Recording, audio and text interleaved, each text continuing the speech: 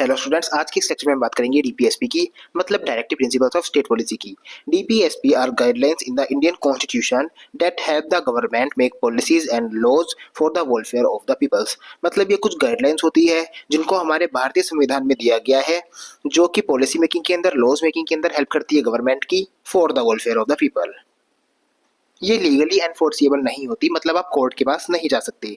इनको हमारे कॉन्स्टिट्यूशन के भाग 4 में दिया गया है, पार्ट 4 में दिया गया है, आर्टिकल 36 टू 51 के अंदर, और ये इरिश कॉन्स्टिट्यूशन से इंस्पायर है।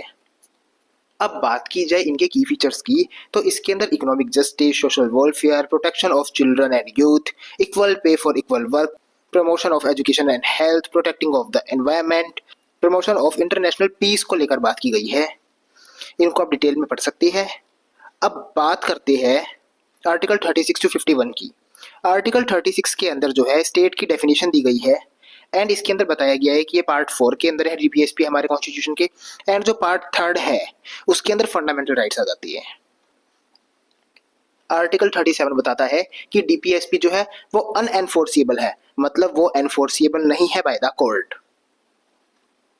आर्टिकल 38 बात करता है state to promote the welfare of the peoples, मतलब ये वेलफेयर की बात करता है लोगों की। एंड आर्टिकल 39 बात करता है certain principles of policy to be followed by the states, मतलब इसके अंदर कुछ सर्टेन प्रिंसिपल्स दिए गए हैं जिनकी हेल्प लेकर कानून बनाए जाने चाहिए। आर्टिकल 39A बात करता है equal justice and free legal add की, एंड आर्टिकल 40 बात करता है विलेज पंचायत की। आर्टिकल 41 बात करता है right to work to education की, एंड आर्टिकल 42 बात करता है human conditions of work and maternity relief की। आर्टिकल 43 बात करता है secure a living wage and decent standard of life की, एंड आर्टिकल 43A को 42nd अमेंडमेंट के अंदर ऐड किया गया था, और ये बात करता है participation of work in the management of industries की। आर्टिकल 44 की बात की जाए, आर्टिकल 44 की बात की जाए तो ये यूनिफॉर्म सिविल कोड की बात करता है सभी लोगों के लिए। आर्टिकल 45 की बात की जाए तो इसको 86th अमेंडमेंट के अंदर ऐड किया गया था। इसके अंदर बताया गया है कि 6 से 14 साल तक के बच्चों को फ्री एंड कंपल्सरी एजुकेशन मिलनी चाहिए। Article 46 schedule caste, schedule tribes and जो अदर वीकर सेक्शन है सोसाइटी में, उनकी एजुकेशनल एंड इकोनॉमिक इंटरेस्ट को प्रमोट करने की बात करता है। एंड आर्टिकल 47 बात करता है rise the level of nutrition and the standard of life, मतलब ये पब्लिक हेल्थ की बात करता है, पब्लिक हेल्थ के इंप्रूवमेंट की बात करता है। आर्टिकल 48 बात करता है एग्रीकल्चर एंड एनिमल हस्बेंड्री की, एंड आर्टिकल 48A को ऐड किया गया था 42nd अमेंडमेंट के अंदर, और ये बात करता है एनवायरनमेंट को इम्प्रूव करने की एंड प्रोटेक्ट करने की, फॉरेस्ट एंड वाइल्ड लाइफ को, उनके सेफगार्ड को लेकर ये बात करता है।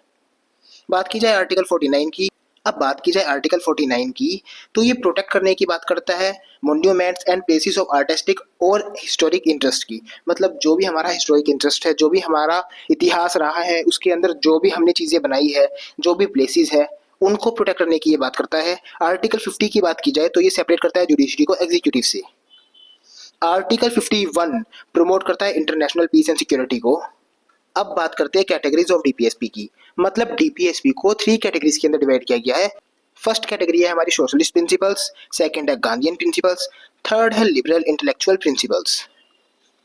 अब बात करते हैं सोशलिस्ट प्रिंसिपल्स की।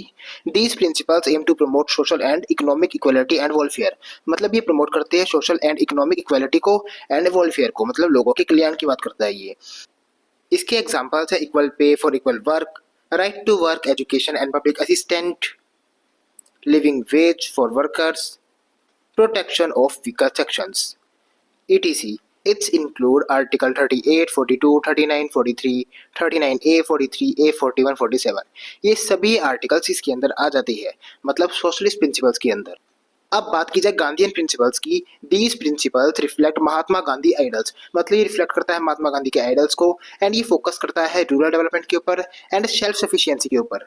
इसके एग्जांपल्स है promoting of cottage industries, organisation of village panchayat, promotion of education and health, care for scheduled caste and tribes, etc. इसके अंदर इंक्लूड होते हैं आर्टिकल 40, 47, 38, 48, 43B एंड 46। ये सभी आर्टिकल जो है गांधीयन प्रिंसिपल्स के अंदर आ जाती है। अब बात करते हैं लिबरल इंटेलेक्चुअल प्रिंसिपल्स की। This focus on building and advance and fair society. इसके कुछ एग्जांपल्स है free legal aid, protection of the environment, promotion of the international peace, separation of the judiciary from the executive, etcetera. ये कुछ इसके examples है। इसके अंदर जो आर्टिकल्स इंक्लूड होती है वो है आर्टिकल 44, 49, 45, 50, 48, 51 एंड 48A। अब बात करते हैं सिग्निफिकेंस ऑफ डीपीएसपी की। While they are not enforceable in a court of law, DPSP act as a guiding light for the government to make laws and policies that ensure social and economic justice aiming to create a welfare state. मतलब DPSP जो है वो enforceable नहीं है in a court of law. DPSP एक guiding light की तरह काम करता है गवर्नमेंट के लिए।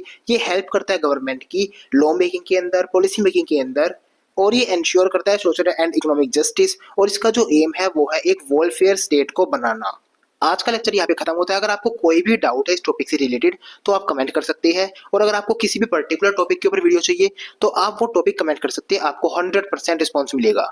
नेक्स्ट लेक्चर में मिलती है एक नई टॉपिक के साथ, तब तक के लिए टेक केयर, बाय बाय।